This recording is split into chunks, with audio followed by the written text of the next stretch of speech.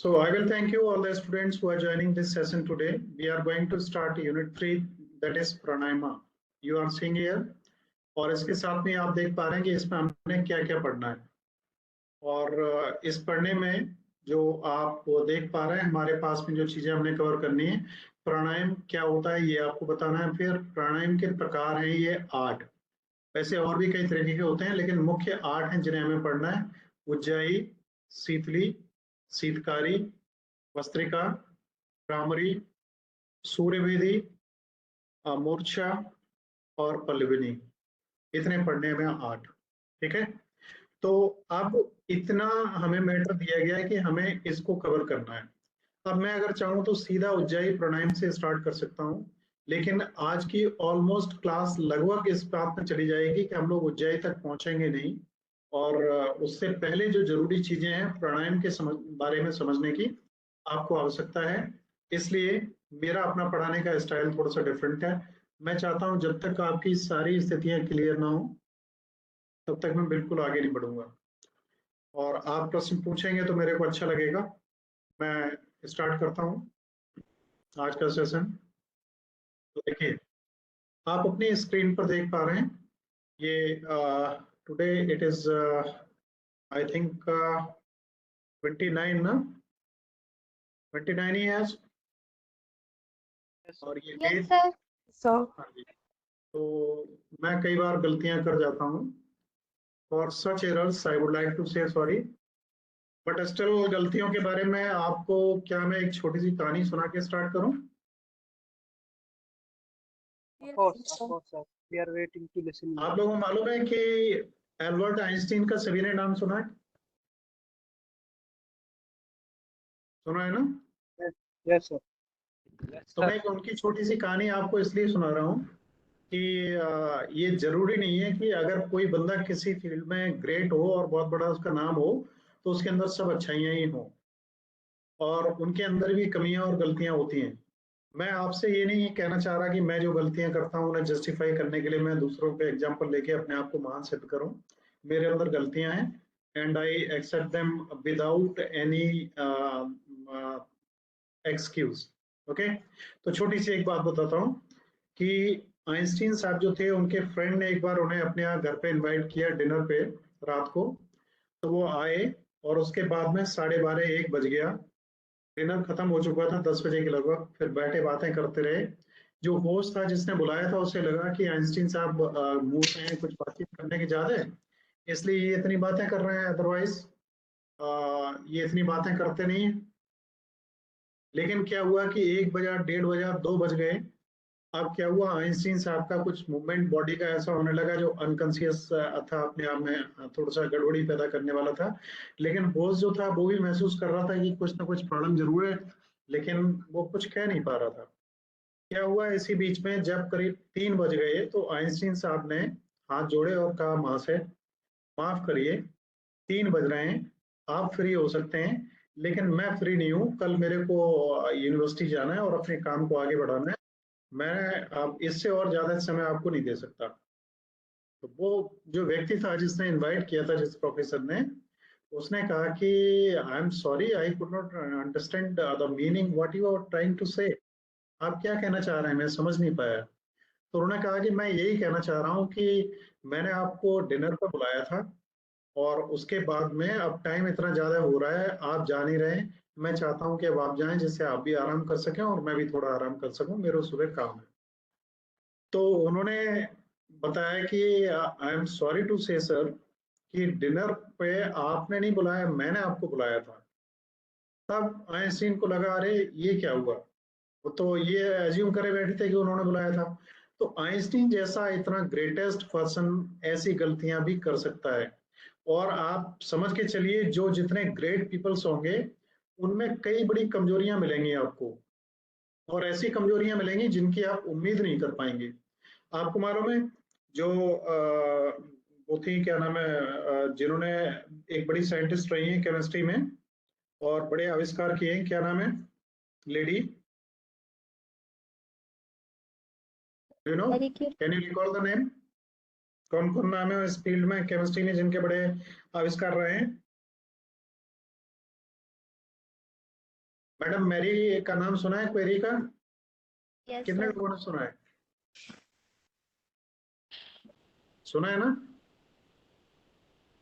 उन्होंने काफी सारे खोजें करी हैं और उनके बारे में ये बड़ा चर्चित था कि रात में वो सोते हुए चलने लगती थी। और उन्होंने स्वीकार किया कि रात में कई बार ऐसा होता था, बहुत सारी समस्याएं उनकी थी जिन पे वो विचार करती रहती थी और बहुत ज्यादा गहराई में रहते हुए चेयर पे बैठे बैठे कई बार सो जाती थी। और कई बार लाइफ में ऐसा हुआ, जब सो के उठी तो उन्होंने देखा कि उनकी टेबल पे कुछ ऐसा लिखा हुआ रखा था जिस समस्या का समाधान वो चाह रही थी, जो मिल नहीं रहा था, बहुत दिनों से परेशान थी, और वो लिखा रखा था, उनकी ही हैंड राइटिंग में था। लेकिन उन्हें कतई ये याद नहीं कि रात में वो कभी उठी और उन्होंने लिखा और वो समस्या का समाधान उनके पास में था। ये कैसे होता है? टेलीपैथी क्या होती है? हमारा जो थर्ड आई सेंस है वो किस तरीके से जागरूक होता है, किस तरीके सर से वो ये आवाज सेम नहीं आ- सेंस काम करता है।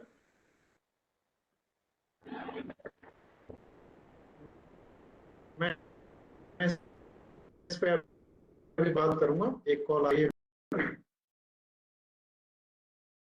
तो ये मैं एग्जांपल आपको इसलिए दे रहा हूं कि हमारा जो शरीर है ना, इस शरीर के अंदर जो रहस्य छुपे हुए हैं उन्हें कोई नहीं जान पाया है। साइंटिस्ट लोगों ने जो भी जाना है वो बाहरी चीजों को जाना है। अंदर की वो चीजें जो हमारे अंदर छुपी हुई हैं उन्हें कोई भी अभी तक साइंटिस्ट और वैज्ञानिक उन तक नहीं पहुंच पाए, और मैं बता दूं कभी पहुंच भी नहीं पाएंगे। साइंस में और रिलीजन में क्या डिफरेंस है ये मालूम है आप लोगों को? इस ध्यान में, मेडिटेशन में, साइंस में, रिलीजन में और इन तमाम चीजों में क्या डिफरेंस है पता है? साइंस हर चीज को काट के देखती है, काट के देखेगी, लास्ट पोजीशन तक देखेगी। एक ह्यूमन बॉडी में वो प्राण को ढूंढेगी, प्राण कहाँ है। और आपको मालूम है, हम किसी चीज को काटेंगे तो क्या प्राण हमें मिल सकते हैं लास्ट में कहाँ है?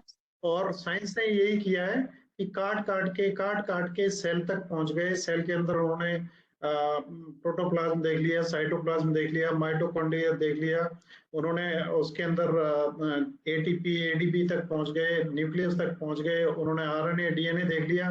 लेकिन काट काट के लास्ट में क्या पा पाए? जो पाना चाह रहे हैं वो मिल सकता है कभी? क्या आत्मा मिलेगी कभी? कभी शायद उसका पता काट के नहीं निकाल सकते हैं। इसीलिए प्रेम को अगर आप समझना चाह रहे हैं कि प्यार क्या है, प्रेम समर्पण सिखाता है, प्रेम हमेशा देना सिखाता है।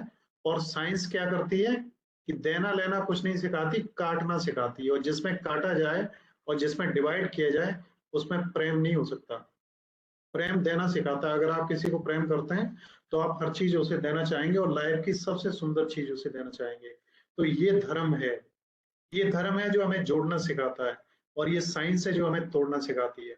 हमें साइंस को धार्मिक तरीके से अगर स्वीकार करें लाइफ में, तभी हम सक्सेस हो सकते हैं। तो मैं यहाँ पे अब आपको बताना चाह रहा हूँ कि मैडम क्वेरी कि मैं वो क्या चीजें थी, या दुनिया के जो सर्वश्रेष्ठ आदमी हुए हैं जिनका आईक्यू सबसे शार्प हुआ है। आपको एक एग्जांपल मालूम होगा, अभी लास्ट जो साइंटिस्ट जिनका कुछ एक साल पहले जो खत्म हुए हैं, और जो कहा जाता है कि आइंस्टीन के बाद दूसरा बंदा पृथ्वी पर ऐसा पैदा हुआ जिसका दिमाग इतना फास्ट था, जो आईक्यू में शायद आइंस्टीन के इक्विवेलेंट था। वो वैज्ञानिक कौन था? आप थोड़ा सा सर्च करेंगे और आप जानेंगे कि वो वैज्ञानिक ऐसा था जिसके हाथ पैर और पूरा शरीर कतई एक्टिविटी नहीं करता था, और शरीर पूरा का पूरा उसका इनएक्टिव था, और गूगल लेंसेज और तमाम टेक्निकल तरीके से उसके शरीर में चीजें फिट करी हुई थी। आईज के मूवमेंट के आधार पे उसके सिग्नल्स को इंटरप्रेट किया जाता था, तब वो कह पाता था कि वो क्या बोलना चाहता है। बोल नहीं सकता था, हिल नहीं सकता था, इस तरीके की उसे बीमारी थी। वो साइंटिस्ट कौन था उसे जरा सर्च करिएगा, और अगर किसी को नाम पता लग जाए तो मेरे को बताइएगा। स्विट्जरलैंड की जो लैब है, फिजिक्स की लैब, जिसको सर्न के नाम से जाना जाता है, CERN, वहां पे एक सबसे बड़ा आज तक का जो एक्सपेरिमेंट हुआ है इस पृथ्वी को जानने के बारे में कि पृथ्वी की उत्पत्ति कैसे हुई, उसकी हेड कमांड उस बंदे के उस साइंटिस्ट के पास में थी जिसके बारे में मैंने अभी आपको बताया। और यस, एब्सोल्युटली राइट, उसका नाम था स्टीफन हॉकिंग्स। अभी जो रिप्लाई आपने दिया है स्टीफन हॉकिंग्स था। और उसमें उन्होंने क्या किया था कि बहुत बड़ी मशीन्स को आपस में टकराया था जिन्हें कोलाइड हेड्रन के नाम से जानते थे। तो एक ऐसा व्यक्ति जो बोल नहीं सकता, आंखों का मूवमेंट भी उसका इजीली नहीं हो सकता, वो इतना बड़ा साइंटिस्ट हो सकता है और इतना बड़ा मतलब अचीवमेंट हो सकता है। भगवान की कृपा से आप सभी लोग बहुत अच्छे हैं, आपके हाथ पैर बहुत अच्छे हैं, आपका IQ बहुत अच्छा है। अब आप अपनी एनर्जी के लिए कुछ ऐसा करिए कि ये जो पहला चक्र है यहाँ से आप ऊपर उठने लगे, नीचे न गिरें। नीचे गिरेंगे तो सारी नेगेटिव प्रवृत्तियां आपके अंदर पैदा होंगी, जिसमें सारे व्यवचार होंगे, सारे बुरे कर्म होंगे, सब कुछ होगा। आप यहाँ से ऊपर जितने उठेंगे उतने महान बनते जाएंगे। तो ये जो प्राणायाम्स हैं, यही वो टेक्निक्स हैं जिनके द्वारा आप हाईएस्ट पावर को अचीव कर सकते हैं। और योगा के बारे में आप पढ़ चुके हैं। योग का मतलब होता है युज शब्द से लिया गया है, जो हमारे संस्कृत का युज शब्द है, और युज का मतलब होता है जोड़ना। और यहाँ पे जोड़ने से मतलब है कि आपकी बॉडी में जो अलग अलग 3 चीजें हैं, एक तो मन, तन और आत्मा, इन तीनों को जोड़ दिया जाए, तो ऐसी स्थिति को हम योगा के द्वारा अचीव करते हैं। योगा का ही एक पार्ट है प्राणायाम। तो योगा पहले आपने सीखा, योगा में सारी फिजिकल मूवमेंट्स होती हैं। प्राणायाम में अब हम फिजिकल मूवमेंट्स नहीं करते हैं, हम धीरे धीरे ध्यान पे और सांस पे ध्यान देने लगते हैं। ठीक है, तो अब आपको क्या करना है, पहले शरीर को स्वस्थ बनाना है। शरीर स्वस्थ होगा तभी आप ध्यान और इसकी श्वास पे आगे बढ़ सकते हैं। तो सबसे पहले आपको पढ़ाएगा योग क्या है।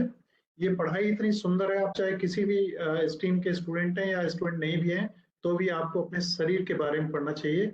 ये जो मशीन है आपकी, इससे बेहतर दूसरी मशीन इस दुनिया में कोई बनी नहीं है आज तक। भगवान की बनाई गई मशीन है, और इतनी महंगी मशीन लेके आप इन रोड्स पे घूमते हैं, उस मशीन के बारे में थोड़ा सा आपको जानना चाहिए। मैं आगे बढ़ता हूँ। देखिए, Sorry to interrupt you. Microphones आप लोग ऑफ रखिएगा, आपसे रिक्वेस्ट है, और किसी को कुछ बोलना हो तो माइक्रोफोन जरूर ऑन करिए। अब बात आती है कि प्राणायाम क्या है। प्राणायाम में यहाँ पे आप देख पा रहे होंगे, इन संस्कृत प्राणा मीन्स फोर्स और वाइटल एनर्जी, एंड आयाम मीन्स एन एक्सटेंशन और एक्सपेंशन। तो संस्कृत में प्राण, जिसे हम कहते हैं ना प्राण, उसके प्राण निकल गए या उसमें प्राण शक्ति की कमी है, तो प्राण एक वो एनर्जी है, एक वो वाइटल फोर्स है जो हमें जीवित रखने में, हमारे डेली के काम करने में और हमें बनाए रखने में आवश्यक है। और आयम्स मीन्स होता है एक्सटेंशन। आप अपने प्राणों की जो आउटरीच है उसको बढ़ाएं। मतलब अगर आपका एक जो पहला चक्र है वहां तक भी अगर आप जीवित हैं, वो चक्र अगर एक्टिव है तो आप जीवित हैं। एक बहुत सामान्य आदमी होंगे, मोटी बुद्धि वाले आदमी जैसे आप होंगे, आदमी होंगे, जानवर तो नहीं होंगे, लेकिन जानवरों से थोड़े से उठे हुए होंगे पहले चक्र पर अगर आप हैं, जिसको मूलाधार कहा जाता है। तो आपको ये भी पता है कि आदमी जब मरता है तो नाभि उसकी लास्ट पॉइंट होता है जो सबसे ज्यादा है। मरने के बाद 3-4 घंटे तक यहाँ गर्मी बनी रहती है, बाकी का पूरा शरीर ठंडा पड़ जाता है। तो प्राण शक्ति हमारी यहीं से संचारण करती है, जिसको मूलाधार कहते हैं। और इसको बोलते हैं जो शीर्ष, जो सबसे टॉप होता है, यहाँ तक जो पहुंचता है वो माना जाता है कि वो परमात्मा को प्राप्त हो गया और वो परमात्मा में विलीन हो गया। तो देखिए, प्राणायाम क्या है। पतंजलि जो ऋषि थे उन्होंने इन प्राणायाम्स को इंट्रोड्यूस किया था। और पतंजलि ने इंट्रोड्यूस किया, इसका मतलब ये नहीं था कि उन्होंने इनको खोजा, ये थे ऑलरेडी पहले से, लेकिन दुनिया भूल चुकी थी, उन्होंने दोबारा से इनको इंट्रोड्यूस करवाया। तो पतंजलि ने पतंजलि योग सूत्र लिखा, उसमें इन प्राणायाम्स के 8 प्राणायाम, इसके अलावा और भी प्राणायाम्स हैं, उनके बारे में उन्होंने लोगों को बताया, लोगों ने उसे यूज किया, और आज की डेट में उसे हम लोग भी यूज कर रहे हैं। इसी तरीके से एक ऋषि थे पतंजलि के टाइम पे, उनका नाम था भागवत। भागवत ने शरीर विज्ञान पे काम किया, और शरीर विज्ञान को नियंत्रित और कंट्रोल करने के लिए उन्होंने 2 पुस्तकें लिखी। जैसे इनका पतंजलि का योग सूत्र है, उसी तरीके से उनकी 2 बुक्स हैं। एक बुक का नाम है अष्टांग योगा और दूसरे का नाम है अष्टांग संग्रह। उनमें उन्होंने क्या कुछ लिखा है उनमें डिटेल में मैं नहीं जा रहा हूँ, फिलहाल आपको यहीं पे रखता हूँ। तो प्राणायाम से क्या होता है कि हमारे प्राणों की जो पोजीशन है वो ऊपर की तरफ बढ़ती है। हमारे प्राण ऊपर की तरफ जब संचारित होते हैं तो हमारी प्राण शक्ति बढ़ने लगती है, और प्राण शक्ति बढ़ती है तो हमारा पूरे शरीर में उसका आभास होता है, हमारे चेहरे पर उसकी झलक दिखती है, हमारा शरीर पूरी तरीके से अच्छी तरह सक्रिय हो जाता है। और ये सब कुछ किससे होता है? योग, और योग के बाद में प्राणायाम। और प्राणायाम या योगा में क्या होता है कि हम अपने ब्लड को उन जगहों तक पहुंचाने की कोशिश करते हैं जहां वो आसानी से नहीं पहुंच पाता है। तो ब्लड जब पहुंचता है तो ब्लड के साथ में ऑक्सीजन और बहुत सारी चीजें जो ब्लड में हमारी बॉडी के लिए चाहिए होती हैं, मैक्रोन्यूट्रिएंट्स और माइक्रोन्यूट्रिएंट्स, उन सभी को लेके वो ट्रेवल करता है। तो जहां पहुंचता है, जैसे आप मालूम है कि प्रधानमंत्री जहां पहुंचे 4 दिन पहले से उन रोड्स की, उन क्षेत्रों की, उस एरिया की सफाई और सब चीजें शुरू हो जाती हैं, और जाने के बाद भी वो साफ सफाई कई दिनों तक बनी रहती है। ये स्थिति हमारे प्राणायाम की है। और हमारा शरीर जो दूषित हो चुका है, मन दूषित हो चुका है, विचार दूषित हो चुके हैं, एनर्जी कमजोर पड़ चुकी होती है, प्राणायाम उसको रिवाइटलाइज करता है। Next, pranayama is an integral part of traditional yoga practices and often taught alongside। तो ये क्या है कि हमारे जो ट्रेडिशनल योगा प्रैक्टिस है उसी का एक पार्ट है। और योगा में हम अपने शरीर के पोस्चर्स पे ध्यान देते हैं, और मेडिटेशन जो टेक्निक्स हैं में अगर हम एंट्री करना चाहते हैं तो प्राणायाम के थ्रू एंट्री करते हैं। आप देखिए, देर आर मैनी डिफरेंट प्राणायाम्स, बहुत सारे डिफरेंट प्राणायाम्स अलग अलग हैं, और उनका उद्देश्य सिंपल सांस से लेके एक्सरसाइजेस और तमाम जो कॉम्प्लेक्स ब्रीदिंग पैटर्न्स हैं, जिन्हें अभी मैं पढ़ाऊंगा आपको, रेचक, कुंभक और पूरक, ये 3 अवस्थाएं होती हैं। और कुंभक 2 तरीके के होते हैं, आंतरिक और बाह्य बाह्य कुंभक। इनको आगे हम लोग अभी पढ़ेंगे, तो ये आगे आपको पढ़ाया जाएगा। अब प्राणायाम जो 8 आपने पढ़े थे, उनमें से सबसे इंपॉर्टेंट और सबसे ज्यादा प्रभावशाली कपालभाति है। कपालभाति को किंग ऑफ प्राणायाम के नाम से भी जाना जाता है। ये चीजें आपको याद रखने की जरूरत है। इससे हमारे पूरे शरीर, खास करके माइंड, हमारे लंग्स, हमारे नजल पैसेजेस, उसके अलावा हमारा जो शरीर है, धड़ है, और हमारे पेट की मसल्स हैं, और ये हिप्स हैं, उसके साथ में ब्रेन है, सिर है, हमारे शोल्डर्स हैं, इन सभी की एक्सरसाइज होती है, और सभी में खून का संचारण बढ़ जाता है। इसलिए प्राणायाम में कपालभाति को किंग ऑफ प्राणायाम कहा जाता है। और कभी भी ये कहा जाता है कि जो प्राणायाम है, इनको स्टार्ट करने से पहले आपको कुछ एक्सरसाइज, उसके बाद कुछ योग, और उसके बाद में अपनी सांस को नियंत्रित करने के लिए जो स्लो है आसन, जैसे आप आमतौर पे बैठे हैं तो वज्रासन में बैठे, ये आसन मैं आपको बता चुका हूँ।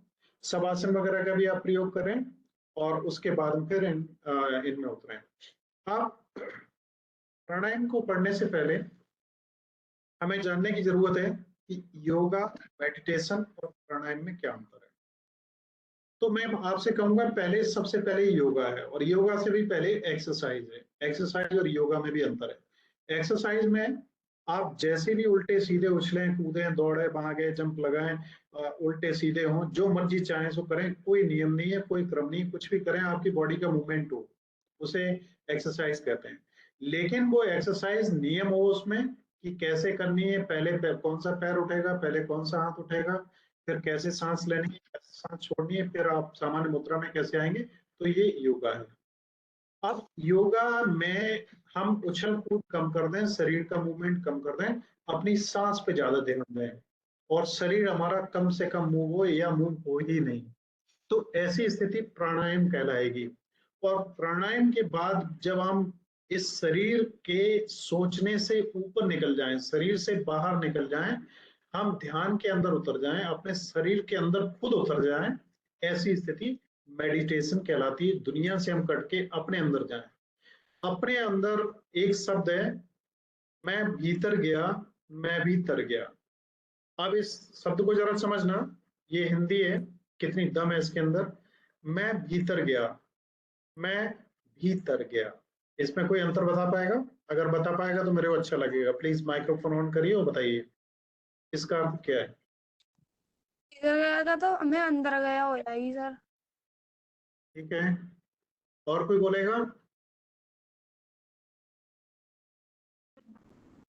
सर फर्स्ट वाला भीतर गया मतलब अंदर गया, और सेकंड जो मैं भीतर गया मीन्स मेरा भी कल्याण हो गया। यस यानी यस जो गोल यस था हमारी लाइफ का वो हमें मिल गया। Yes Komal and Juhi, very nice, it is absolutely nice. देखिए, मैं भीतर गया, मतलब मैं भीतर गया और मैं भी तर गया। मैं अपने भीतर गया और मैं भी तर गया। लोग ये तो कहते हैं वो तर गया, उसकी जिंदगी पार हो गई, उसकी नैया पार हो गई, वो तर गया भाई। वो मतलब स्वर्ग में गया। तो जो भी, अगर आप कुछ प्राप्त करना चाहते हैं तो आपको कहाँ जाना है? अपने अंदर डुबकी लगानी। हर साधु संत महात्मा ये कहता है, आपको कोई मंदिर मस्जिद या कहीं जाने की जरूरत नहीं, आप अपने अंदर जाओ, भगवान आपके अंदर ही है। और विज्ञान क्या कहती है कि इसे काटो, इसे और फाड़ो, इसे और खोलो और इसको और एक्सपेंड करो। तो जो भी चीज है वो आपके अंदर है। प्रेम का आप कहाँ वो महसूस करेंगे? अपने अंदर। आप किसी दूसरे से कहें हमें प्रेम करो, क्या कोई आपको प्रेम कर पाएगा? प्रेम आपसे कहा जाए कि आप इससे प्रेम का एहसास करो कि ये आपको प्रेम कर रहा है, क्या आप एहसास कर पाएंगे? ये एक ऐसी प्रक्रिया है जिसमें आप खुद ही महसूस करेंगे, तभी होगा, दूसरे के करवाने से नहीं होगा। लेकिन दूसरे को अगर आप मारना या काटना चाहते हैं तो ये ऐसा आप जरूर कर सकते हैं, उसकी अनुमति के बिना भी। प्रेम किसी की अनुमति से नहीं किया जाता, और उससे घृणा, द्वेष और उसके साथ में बुरे कर्म आप अपनी मर्जी से कर सकते हैं, है ना? आगे बढ़ता हूँ। तो देखिए, योगा की अब हम बात करते हैं। तो योगा वर्सेस मेडिटेशन, योगा और मेडिटेशन में अंतर क्या है? What's the difference? तो आप पहले भी जान चुके हैं, योगा शारीरिक क्रियाओं से रिलेटेड है, और प्राणायाम में योगा भी है, लेकिन सबसे ज्यादा उसमें आपकी सांस पे नियंत्रण है। इसे एक होलिस्टिक हेल्थ जिसे हम कहते हैं, जिसमें हमारा तन, मन और शरीर तीनों इन्वॉल्व हो, ऐसा स्वास्थ्य हमें प्राप्त हो, हम मन से भी खुश हों, शरीर से भी स्वस्थ हों, और भौतिक रूप से भी संपन्न हो, तभी हम पूरी तरीके से स्वतंत्र होंगे। अदरवाइज, मैंने कल भी आपको बताया था कि एक बिल गेट्स, जिसके पास में अरबों खरबों रुपया है, और जिसने अपना कारोबार शुरू किया था कहाँ से? एक गैरेज से। आज पूरा आइलैंड उसके पास में है। फिर उसकी पत्नी, जो उसकी प्रेमिका भी रही 10 साल, उसके बाद में शादी हुई। आज जब पूरी दुनिया उसके हाथ में है, तब कौन सी कमी हुई कि उसकी तलाक हुई 66 साल में? तो ये भीतर नहीं गए, ये बाहर घूम रहे हैं, ये प्लेजर को बाहर दुनिया में ढूंढ रहे हैं लोग।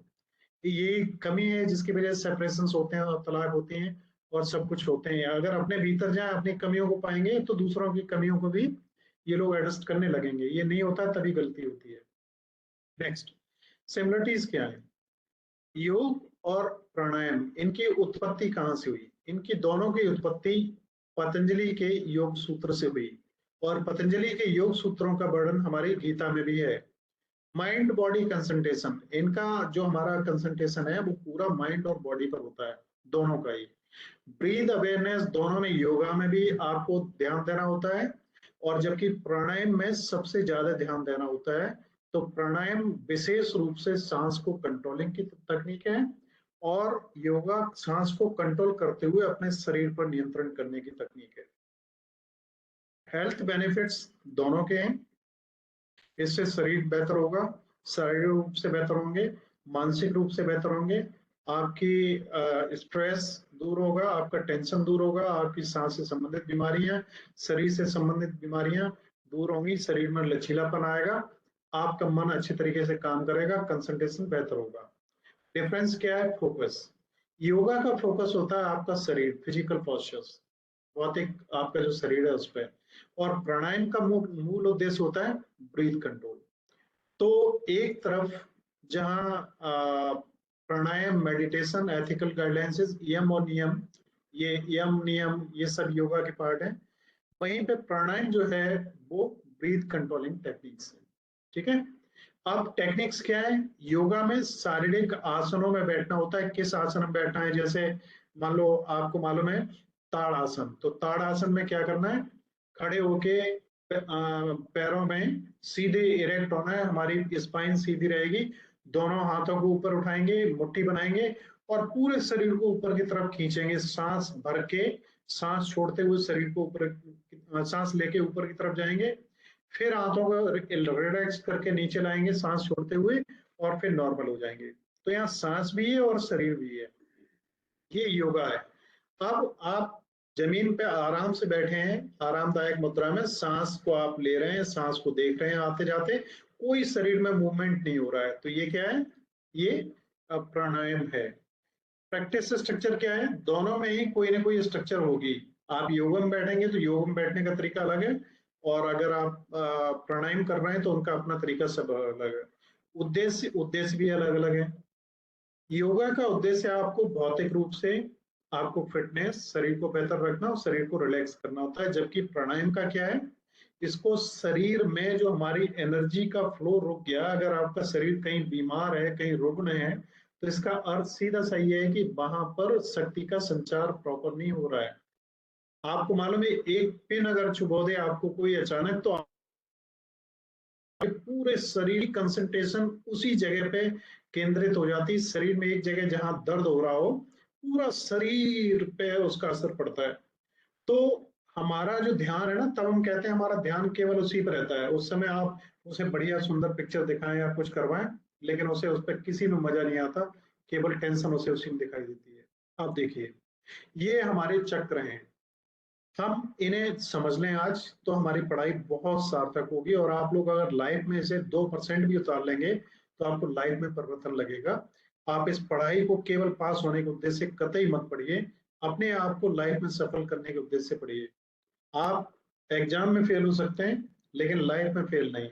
और जो एग्जाम में फेल हो जाए लाइफ में पास हो सकता है, लेकिन एग्जाम में पास होने वाला लाइफ में फेल हो जाएगा, ये पूरी संभावनाएं हैं। देखिए, संस्कृति शब्द में चक्र आप जानते हैं, मीन्स डिस्क, पहिया या व्हील। तो ये क्या है, एनर्जी के ये चक्र हैं। देखो, 1 2 3 4 5 6 और 7। तो पहला है मूलाधार। ये सबसे नीचे हमारी जो लास्ट वर्टिब्रेट की जो वो होती है, जिसे कोकेक्स कहते हैं, हड्डी जो हमारी लास्ट होती है, उसके बीच में होता है। हमारे जो जेनिटल्स हैं, सेक्स ऑर्गन्स हैं, उनके बीच में समझ लीजिए ये हमारा मूलाधार होता है। यहाँ पे एनर्जी होती है हमारी। नीचे चलते हैं तो नेगेटिव, ऊपर चलते हैं तो पॉजिटिव। तो ये चक्र जो हमारे साथ हैं, इन्हें हमें समझने की जरूरत है। अगर ये कहीं भी इनमें रुकावट आ जाती है, यहाँ पर आ जाती है तो यहाँ से संबंधित बीमारियां, यहाँ हो जाती है यहाँ से संबंधित बीमारियां, और ये चक्र अगर यहाँ तक हम पहुंच गए तो यहाँ तक के जितने लाभ हमें मिलने हैं वो सभी लाभ मिलने में शुरू हो जाते हैं। यहाँ पे पहुंच गए तो और बड़े लाभ, और यहाँ पे पहुंच गए तो आपका तीसरा नेत्र खुल गया। आप जानते हैं कि ज्ञान का चक्षु खुल गए, ये कहते हैं हम लोग, है ना। और यहाँ पहुंच गए तो हम भगवान से ही मिल गए। हमने किसको प्राप्त कर लिया, समाधि को। और जीवन का हमारा आखिरी उद्देश्य समाधि प्राप्त करना है। ठीक है, आगे बढ़ता हूं। देखिए, अब इन चक्रों को आप थोड़ा सा समझिए। ये 7 चक्र हैं। कई लोग इन्हें 114 चक्रों में भी डिवाइड करते हैं, कई लोग इससे भी अलग अलग चक्रों की मान्यताओं को ध्यान देते हैं, लेकिन सब लोग इस बात पे राजी हैं कि 7 चक्र शरीर में हैं जो सबसे मुख्य हैं, जिनकी तरफ हमें ध्यान देना चाहिए। और आपको जान के आश्चर्य होगा कि जो हिंदू माइथोलॉजी में जो चीजें हैं, उनका बहुत बड़ा वैज्ञानिक असर है। और विज्ञान भी अब मानने लगी है कि हिंदू मान्यताओं में जो चीजें हैं उनके वैज्ञानिक आधार हैं। जैसे जब हम ध्यान करते हैं तो हम ओम बोलते हैं, ओ। आप इसे शांति से अगर इस तरीके से बोल के देखें तो आपका पूरे शरीर में सूदिंग होने लगेगी, बड़ी आरामदायक मुद्रा बनने लगेगी। तो हमारे 7 चक्र जो है ना, इनका किसी विशेष शब्द से, विशेष अक्षर से रिलेशन है, विशेष मुद्रा से रिलेशन है। इनका संकेत सबके अलग अलग है। देखो, सभी के संकेत अलग अलग है। और सबसे ऊपर जो है चक्र, वो क्या है, क्राउन है। इसको शीर्ष बोलते हैं। तो यहाँ पे अगर आप पहुंच गए तो आप राजा अपने आप में, ये सबसे मुक्त हो गए आप। ये स्पिरिचुअलिटी का टॉप चक्र है जहां पर आप पहुंच गए, और ये ओम को दर्शाता है, और ये आधे ओम को दर्शाता है। ये थर्ड आई है। ठीक है, तो ये हमारा रूट है, मूलाधार जिसको कहते हैं। और ये सैक्रल है, यहाँ पे सेक्सुअलिटी और क्रिएटिविटी से संबंधित आपकी सारी पावर्स रहती हैं। ये समझिए कि आपके जेनिटल्स हैं, आपके सेक्स ऑर्गन्स हैं, इनके ऊपर इनको भी एनर्जी देने वाला केंद्र है हमारा। नेक्स्ट है सोलर प्लेक्सिस। यहाँ से हमारी विजडम और पावर एग्जीक्यूट होती है। अगर हम यहाँ पे ऊपर बढ़ते हैं तो नीचे आए तो हमारा सेक्स पावर बढ़ती है, हम अपनी एनर्जी को नेगेटिव पावर में ले जा रहे हैं। ऊपर बढ़े तो आपकी ज्ञान, बुद्धि और क्षमता वो सब बढ़ते हैं। यहाँ पे अगर आप आ गए 4th पे, तो आपका हार्ट जो है वो ब्लिसफुल होता है, आप में प्रेम और हीलिंग की चीजें आती हैं। यहाँ पर आए तो कम्युनिकेशन, आप यहाँ रहते हुए दुनिया में विचरण कर सकते हैं। जो लोग कहते हैं ना कि यहाँ बैठे हुए भविष्यवाणी अमेरिका ही कर सकते हैं, इंट्यूशंस आने लगते हैं, लोगों के भविष्य के बारे में लोग बताने लगते हैं, यहाँ तक अगर आप पहुंच गए तो। और थर्ड आई, यहाँ पर आ गए तो आप बहुत बड़ी चेतनता की अवस्था में, आप सो रहे हैं लेकिन सोते हुए आप जाग रहे हैं। आप यहाँ हैं और अमेरिका में भी दिख रहे हैं, आप जापान में भी दिख रहे हैं, 3-3, 4-4 जगह आप दिख रहे हैं। और यहाँ पे आप पूरी पृथ्वी का, इस पूरे जो मंडल है, सौर मंडल है, पूरा ब्रह्मांड है, आप उसका ही एक पार्ट हो गए, आप कण कण में पहुंच गए, आप खुद भगवान बन गए। ठीक है, देखिए, तो ये हमारे चक्र हैं सारे। अब each चक्र is associated with specific physical, emotional and spiritual characteristic. हर एक चक्र किसी न किसी मानसिक या आपके जो इमोशनल या जो स्पिरिचुअल कैरेक्टरिस्टिक का है, मतलब स्पिरिचुअल आध्यात्मिक गुणों से आप कहीं ना कहीं जुड़े हुए हैं। प्राणायाम जो है किसी न किसी चक्र को एक्टिवेट करने में काम आते हैं। अब आप ध्यान रखिए, इस क्षेत्र में अगर आप थोड़े से भी आगे अभी बढ़ जाएंगे ना, तो आप जिंदगी में अचीव कर पाएंगे, जिसे आप बिल्कुल वंडरफुल मानते हैं। लोगों में जो प्रतिभा देखते हैं ना, और आश्चर्यचकित होते होंगे इसके अंदर ये क्षमता कहाँ से आई। तो आप इस पर प्रैक्टिस करिए, आप दुनिया के महान लोगों से एक हो सकते हैं। आगे बढ़ते हैं। It should be practice with awareness. अब ध्यान रखने की चीज एक ये है कि ये चीजें ठीक उसी तरीके से हैं जैसे एक डॉक्टर, जब आप बीमार पड़ जाते हैं तो एक डॉक्टर की दवाई लेके आप आगे बढ़ते हैं। इसी तरीके से अगर आप इस प्रैक्टिस में आगे बढ़ते हैं तो बहुत बहुत बड़े गुरु पढ़े, उनका आप शरण लें। आप बहुत अच्छे YouTube चैनल्स हैं, उन पे भी बहुत कुछ है। इसको जगाने के, इन चक्रों को एक्टिवेट करने के कई तरीके हैं। उनमें से एक जो हिंदुस्तान और दुनिया में प्रचलित तरीका है वो रेकी हीलिंग है, और इसके साथ ही कुंडलिनी है। इसके साथ ही बहुत लोग जानते होंगे एक जो विपस्सना टेक्निक है, महात्मा बुद्ध ने जो डेवलप करी। इसके साथ ही और भी बहुत ऐसे, जैसे जैन टेक्निक है, और जो ताओ है, और तंत्र भैरव है, दुनिया भर के तरीके हैं जिनके द्वारा हम इन्हें एग्जीक्यूट कर सकते हैं। ठीक है, तो मैं इन पे ज्यादा गहराई में नहीं जाऊंगा। सबसे पहला जो हमारा जो चक्र है उसको मूलाधार कहते हैं, रूट चक्र। तो देखिए एक पेड़ है जिससे हम इसे सिंबलाइज कर रहे हैं, और बरगद का पेड़ अक्सर अगर आपने देखा हो, बनाइन ट्री, तो ये ऐसा होता है कि पृथ्वी का पहला ट्री इसे माना जाता है। और ये ऐसा ट्री है कि बढ़ने के बाद में अपने जैसे इतने पेड़ खड़े कर देता है कि पूरा पूरा जंगल एक ही पेड़ से बन सकता है। माइक्रोफोन्स आप लोग ऑफ नहीं रखते हैं, मैंने ऑफ कर दिया फिलहाल, ध्यान रखिए। तो आप मूल जड़ ही नहीं पता कर पाएंगे, फिर मूल जड़ है कौन सी जिसे आप काट के इन पेड़ों को खत्म कर सकते हैं। तो मूलाधार भी आपका पहला है जिसपे आपकी सारी एनर्जी है। तो इसको आप सबसे पहले मजबूत करेंगे, तब इसके ऊपर के जो चक्र हैं वो एक्टिवेट होंगे। इससे मूलाधार मीन्स रूट ऑफ रूट्स, जड़ों की जड़। तो भगवान गणेश जो हैं, कहा जाता है कि उनका निवास यहाँ पे होता है मूलाधार में, और यहीं से ही आपके स्पिरिचुअल एक्शंस ऊपर उठते हैं। हिंदू माइथोलॉजी में कोई भी हम शुभ काम करते हैं तो सबसे पहले गणेश का ही आह्वान करते हैं। तो यहाँ भी आप समझ लीजिए, अगर आप अपनी एनर्जी को सबसे पहले ऊपर उठाना चाहते हैं तो सबसे पहला चक्र गणेश का प्रतीक है। ठीक है, और इसमें देखिए इसका लोकेशन क्या है, स्पाइन है। इंपोर्टेंस क्या है, ये आपके शरीर के अंदर की सुरक्षा, उसको रिवाइवल और स्टेबिलिटी प्रोवाइड करता है। नेक्स्ट है हमारा जिसको हम बोलते हैं स्वादिष्ठान, सैक्रल चक्र, जो सेकंड है। इसका रिप्रेजेंटेशन ये है, इसका शब्द वहां करके है, वे करके जो आप देख रहे हैं यहाँ पे। स्वादिष्ठान चक्र जो है ये सेंटर ऑफ क्रिएटिविटी है। देखिए क्रिएटिविटी क्या, इससे आनंद आपको प्राप्त होगा, आपको आत्मीयता का अनुभव होगा, आपकी सेक्सुअलिटी पावर बढ़ेगी, आपकी इमोशंस बढ़ेंगी, आपका अटैचमेंट बढ़ेगा। और इसी के द्वारा आपका वाइटल फोर्स और प्राण वायु और प्राण में ऊर्जा शक्ति होती है। और ये क्या क्या करता है, देखो इसकी इंपॉर्टेंस क्या है, governs emotions, creativity, sexuality and relationship. अगर आपके अंदर इमोशंस नहीं है, किसी से आप इमोशनली जुड़ नहीं पाते हैं, या आप रिलेशन बेहतर नहीं बना पाते, या आप सेक्सुअली वीक हैं, तो आप ये समझ लीजिए कि आपका ये जो स्वादिष्ठान है ये अभी जागृत नहीं हुआ। आपको इसे जागृत करने की आवश्यकता है। ये जगेगा तो ये सब चीजें अपने आप ही बाई प्रोडक्ट के रूप में आएंगी।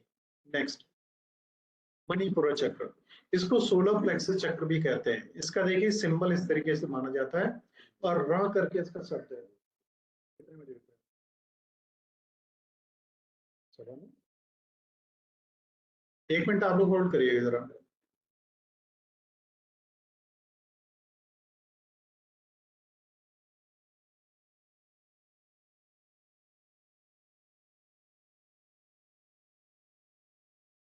आई एम सॉरी, एक तो आई एम सॉरी, एक्चुअली हमें आज निकलना भी है। आज मैं ट्रेन है हमारी अभी थोड़ी देर में नागपुर के लिए, तो इसलिए मैं इन चक्रों को आज केवल कंप्लीट करूंगा अभी, और उसके बाद मेरे को निकलना होगा। तो मैं इसे कंप्लीट कर देता हूँ, 9 बज रहे हैं, और इसके साथ में अभी बेसिक कंप्यूटर स्किल्स की भी क्लास है, तो मैं इसे पूरा करता हूँ फिलहाल। तो देखिए, ये तीसरा चक्र है जैसा आप जानते हैं। It is associated with the personal power, strength, vitality, ego, stamina and it is also about being able to deal with the things and how you digest your life. और मेरे को ये लगता है कि ये चक्र जो है ना बहुत इंपॉर्टेंट है, जिन्हें आपको अच्छी तरीके से जानना और पढ़ना चाहिए। प्राणायाम तो हम 6 प्राणायाम है बहुत जल्दी कंप्लीट कर देंगे। तो मेरा ख्याल है कि हम लोग इसे आज यही क्लास को खत्म करें, क्योंकि रास्ते का पता नहीं होता है। हमें अभी यहाँ से खंडारी कैंपस से कैंट पहुँचना होगा, टाइम लगेगा। तो मैं माफी चाहूंगा, आज की क्लास को मैं यही खत्म करना चाहता हूँ। अगर किसी का कोई क्वेश्चन हो तो मेरे को जरूर पूछ लीजिए आप।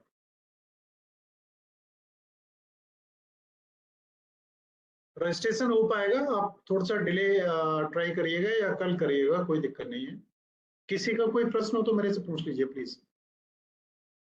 जैसे को करिकुलर का एग्जाम हमने ऑनलाइन दिया था, ऐसे ही इसी का ऐसा ही मतलब ऑनलाइन एग्जाम दे सकते हैं जो आपने प्रैक्टिस के लिए रखा है। बिल्कुल दे सकते हैं, आपकी प्रैक्टिस के लिए ही है वो। ठीक है, सर सर्टिफिकेट योगा का एग्जाम कब है? अभी डेट कंफर्म नहीं है। ओके। रिकॉर्डिंग में ऑफ कर रहा हूँ।